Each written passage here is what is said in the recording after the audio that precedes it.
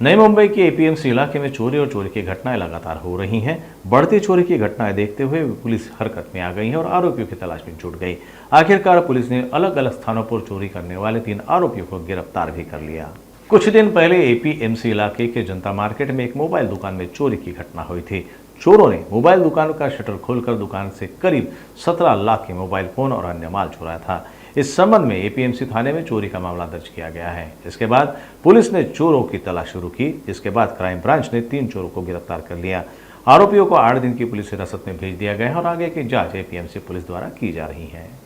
14 जुलैची घटना आहे एपीएमसी परिसरातली। साजन मोबाईल इलेक्ट्रिक शॉप आहे आणि त्या ठिकाणी घरफोडी झाली होती आणि घरफोडीमध्ये बराचसा मुद्देमाल साधारणतः 17,19,19,000चा मुद्देमाल चोरीला गेला होता। त्या मुद्देमालाच्या चोरीबद्दल 281/2024 BNS जो नवीन कायदा आहे 331 कलम 305 एपीएमसी पोलीस स्टेशनला गुन्हा दाखल होता। क्राइम ब्रांचचे जे नवी मुंबईची पथक आहे सेंट्रल युनिटचे PI शिंदे आणि आमचे ACP लांडगे क्राइम ब्रांचचे यांनी तपास सुरू केला।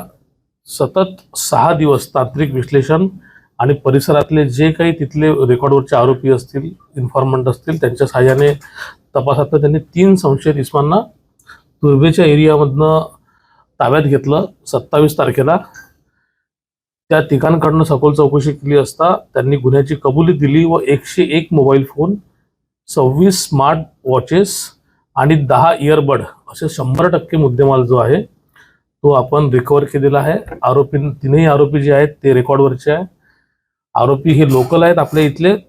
त्यातल्या एका आरोपीवर मुंबई आणि खारघरमध्ये साधारणतः 12 गुन्हे दाखल आहेत आणि एका आरोपीवरती 1 गुन्हा सानपाड्यात दाखल आहे। 3 तारखेपर्यंत म्हणजे यांना 8 दिवसाची पोलीस कोठडी सध्या मिळालेली आहे। 17,09,000 17,19,000 17,19,000